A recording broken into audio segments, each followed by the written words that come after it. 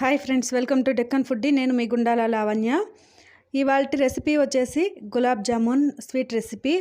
ఇది వచ్చేసి చాలామందికి లోపల గట్టిగా వచ్చేయడం, లేకపోతే క్రాక్స్ వదిలేయడం లాంటివి జరుగుతూ ఉంటాయి కదా. అట్లాంటివి లేకుండా ఎలా పర్ఫెక్ట్గా చేసుకోవాలో నేను టిప్స్తో సహా చెప్తాను. మీరు ఈ వీడియోని స్కిప్ చేయకుండా ఫస్ట్ నుంచి లాస్ట్ వరకు చూసి తర్వాత చేసుకున్నారంటే గులాబ్ జామున్ పర్ఫెక్ట్గా వస్తాయి. ఇప్పటి వరకు మన ఛానల్ని సబ్స్క్రైబ్ చేసుకున్నట్లయితే తప్పకుండా సబ్స్క్రైబ్ చేసుకోండి. పక్కనే ఉన్న బెల్ బటన్ని ప్రెస్ చేసి ఆల్ అనే ఆప్షన్ యాక్టివేట్ చేసుకోండి. అప్పుడే నేను పెట్టే కొత్త వీడియోల నోటిఫికేషన్స్ మీకు వస్తాయి. లోపల ఉండలు లేకుండా పర్ఫెక్ట్గా ఎలా చేసుకోవాలో ఈ వీడియోలో నేను మీతో షేర్ చేసుకుంటాను. ఈ వీడియోని ఫస్ట్ నుంచి లాస్ట్ వరకు చూడండి. ఇంకా వీడియోలోకి వెళ్ళిపోదాం. నేను గులాబ్ జామున్ కోసం ఎంటీఆర్ గులాబ్ జామున్ మిక్స్ తీసుకుంటాను. అది 2 ప్యాకెట్లు తీసుకుంటాను. ఎందుకంటే ఈరోజు మా లిక్కి బర్త్డే కాబట్టి ఫ్రెండ్స్ అంతా వస్తారనే ఉద్దేశంతో కొంచెం ఎక్కువ క్వాంటిటీ చేస్తాను. ఎక్కువ అంటే మరీ ఎక్కువేం కాదు, ఇవి 40 నుంచి 50 లోపలే వస్తాయి కాబట్టి 2 ప్యాకెట్లు తీసుకుంటా ఉన్నాను.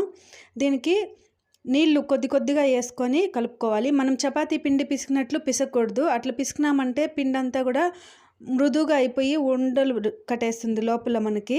కాబట్టి మెల్లగా పైన కలుపుకున్నామంటే పర్ఫెక్ట్గా వస్తాయి. ఇది ఫస్ట్ టిప్ అన్నమాట. పిండి కలుపుకునేటప్పుడు చాలామంది నెయ్యి కానీ నూనె కానీ వేసుకొని కలుపుతూ ఉంటారు. నెయ్యి నూనె ఏమీ అవసరం లేదు, వాటర్ కొద్దిగా వేసుకొని కలుపుకున్నామంటే సరిపోతుంది.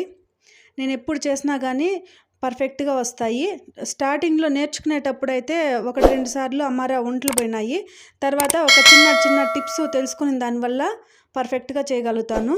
కాబట్టి ఆ టిప్స్ అన్నీ కూడా మీకు చెప్తా ఉన్నాను. ఈ విధంగా కలుపుకునేటప్పుడు మనకి మామూలుగా బిస్కెట్లు కలుపుతాం కదా పిండి, ఆ విధంగా కలుపుకోవాలి. ఎక్కువ నీళ్ళు వేసుకున్నామంటే ఎక్కువ వంటలు వచ్చేస్తుంది. కాబట్టి అట్లా చేసుకోవద్దండి ఎప్పుడు కానీ. ఈ విధంగా తక్కువ క్వాంటిటీ నీళ్ళు వేసుకొని కలుపుకున్నారంటే పర్ఫెక్ట్గా వస్తుంది. మనకు పిండి ముద్ద చూసినారంటే కూడా పైన క్రాక్స్ ఉన్నట్లుగా కనిపిస్తుంది కదా. ఆ విధంగా కలుపుకొని మూత పెట్టి ఒక 10 నిమిషాలు పక్కన పెట్టుకోండి.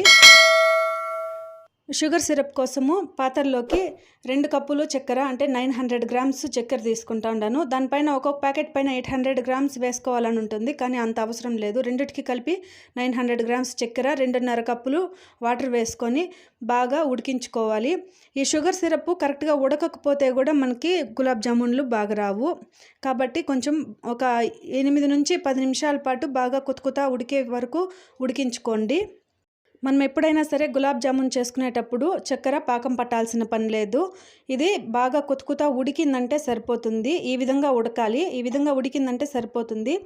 ఎప్పుడు కానీ ఎక్కువ క్వాంటిటీ నీళ్ళు వేసుకుంటే కూడా బాగుండదు. కాబట్టి నేను చూపించిన మెజర్మెంట్ చేసుకున్నానంటే బాగుంటుంది. టేస్ట్ బ్యాలెన్స్ కోసం ఒక చిటికెడు సాల్ట్, ఒక 1/2 టీ స్పూను యాలకుల పొడి వేసి బాగా కలుపుకునేసి మూత పెట్టి స్టవ్ ఆపేసి పక్కన పెట్టుకుంటా ఉన్నాను. షుగర్ సిరప్ కొద్దిగా వేడి చల్లారాలి. ఆ లోపల చేతికి నెయ్యి కానీ నూనె కానీ అప్లై చేసుకునేసి నేను చూపించిన విధంగా గులాబ్ జామున్లు చుట్టుకోవాలి.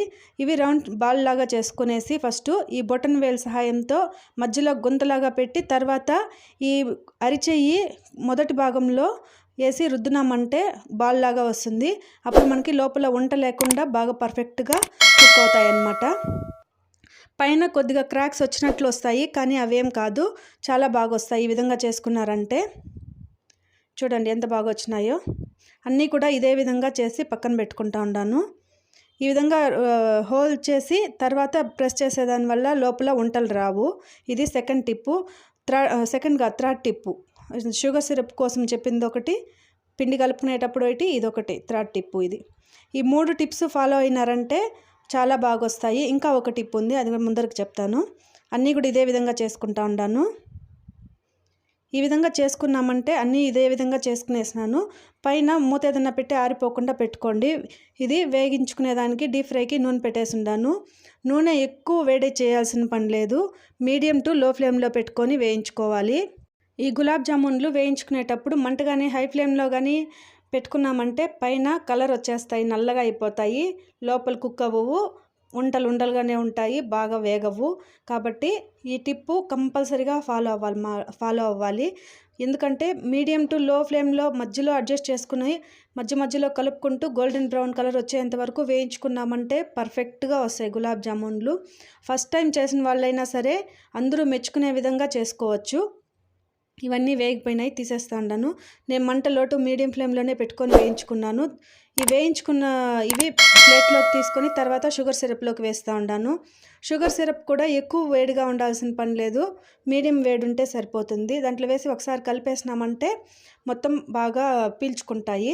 ఇది 3 to 4 అవర్స్ పెట్టేసి తర్వాత సర్వ్ చేసుకున్నామంటే పర్ఫెక్ట్గా ఉంటుంది. చూడండి, నేను కట్ చేసి కూడా చూపిస్తూ ఉంటాను. 3 అవర్స్ తర్వాత 3 to 4 అవర్స్ అయింటుంది. నేను బయట పోయేసి వచ్చి చూపిస్తూ ఉంటాను.